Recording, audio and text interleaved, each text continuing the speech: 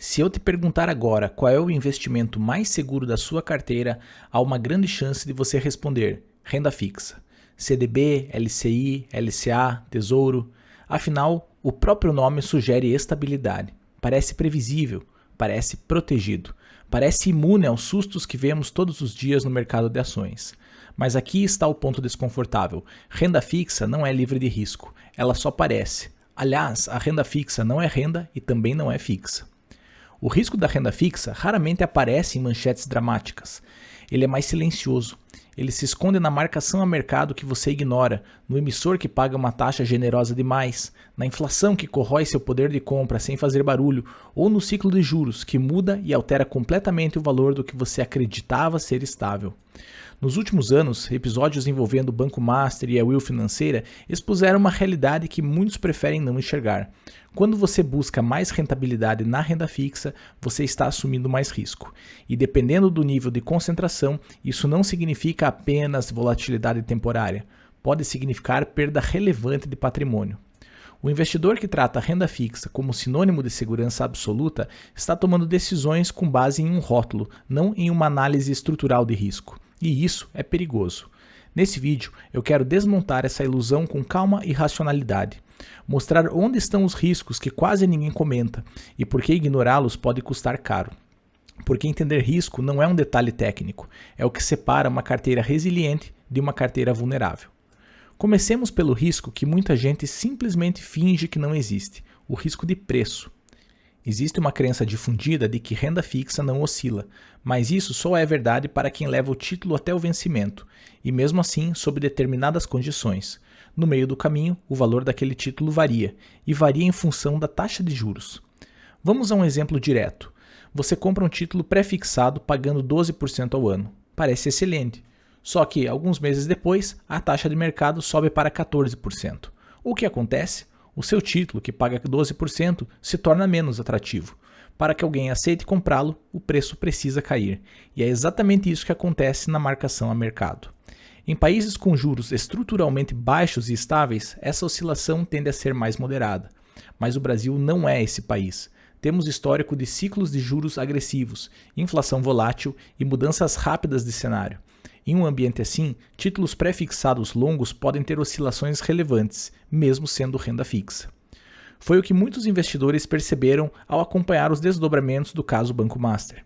Títulos pré-fixados e papéis de crédito sofreram volatilidade significativa. Quem precisou vender antes do vencimento não encontrou estabilidade, encontrou preço de mercado. E aqui está a questão central. Renda fixa tem risco de preço. Ele permanece invisível enquanto você não precisa agir. Mas se houver necessidade de liquidez, rebalanceamento ou qualquer evento inesperado, esse risco deixa de ser teórico e se torna concreto. O investidor que entende isso toma decisões diferentes. Ele pensa em prazo, em sensibilidade à taxa de juros, em duration. Ele entende que prazo longo em país volátil é uma escolha ativa de risco, não uma posição neutra. Renda fixa não elimina a volatilidade, ela apenas a torna menos aparente, até o momento em que se torna impossível ignorá-la. E se o risco de preço já é desconfortável, o risco de crédito é ainda mais sério.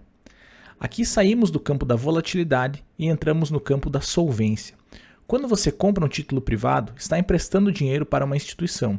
E toda vez que alguém paga uma taxa muito acima da média do mercado, existe uma razão.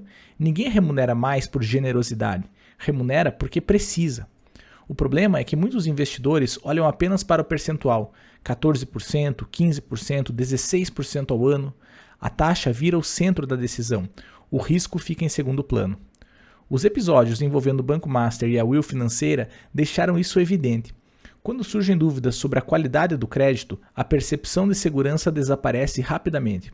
O que antes era renda fixa passa a ser um ativo com risco real de perda relevante. E aqui está a diferença crucial.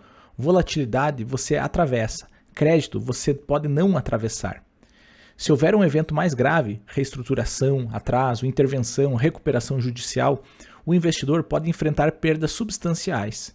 E dependendo do nível de concentração, isso deixa de ser um desconforto temporário e passa a ser o risco de ruína. Risco de ruína é quando uma única decisão tem potencial de comprometer de forma estrutural o seu patrimônio. Não é uma queda de 5 ou 10%, é algo que altera o jogo. A pergunta que quase ninguém faz é simples. Se uma posição relevante da sua renda fixa tivesse um problema sério, qual seria o impacto real no seu patrimônio? 2%, 5% ou 30%? Buscar high yield sem diversificação adequada é trocar uma sensação de segurança por um risco mal precificado. E isso é especialmente perigoso porque vem embalado no rótulo renda fixa. Entender risco de crédito não é ser pessimista, é ser responsável. Porque na renda fixa, quando o risco aparece, ele não costuma avisar com antecedência. E mesmo que o preço e crédito estejam sob controle, ainda existem riscos mais discretos, porém persistentes: inflação e reinvestimento. Eles não geram pânico, não provocam manchetes, mas corroem resultado ao longo do tempo, começando pela inflação. Muita gente olha para a taxa nominal e se sente confortável.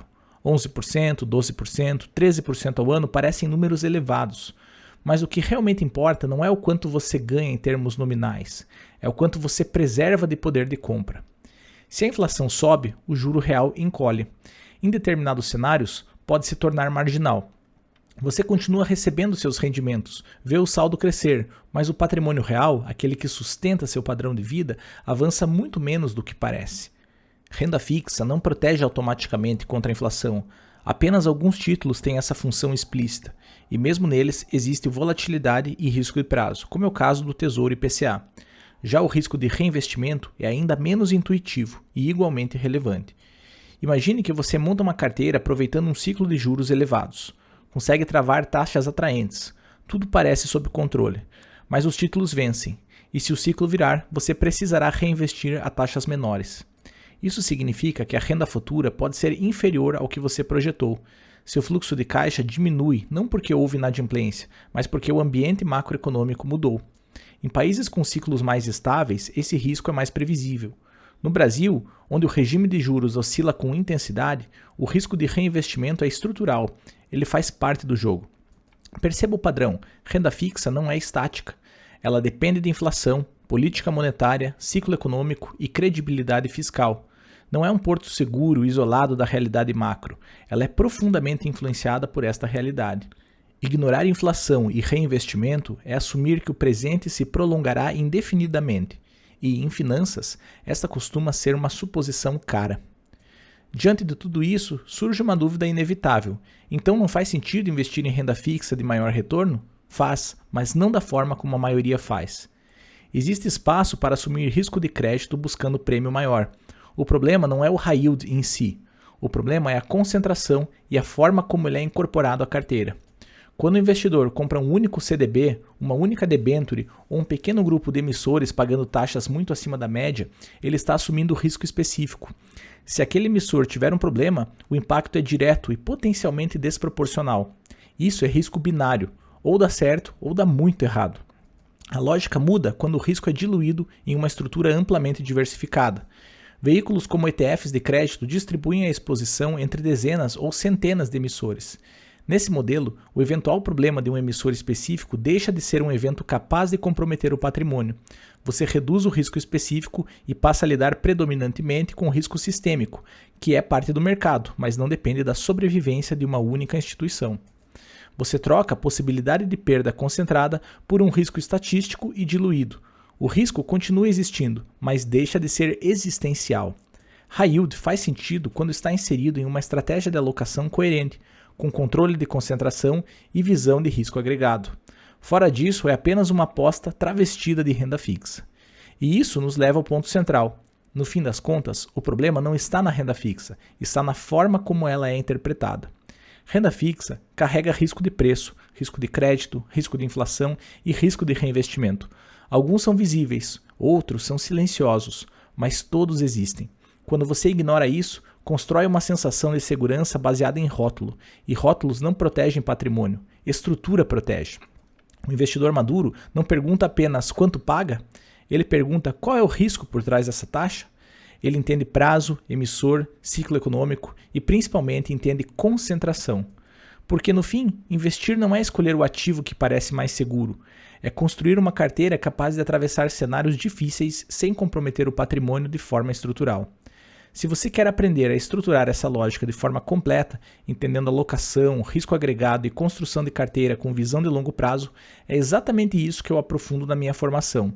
Ela não é sobre produtos isolados, mas sobre raciocínio econômico aplicado ao patrimônio. Renda fixa não é livre de risco. Ela apenas tem riscos diferentes. E segurança não é ausência de risco, é compreensão de risco. Lembre-se, renda fixa não é renda e também não é fixa.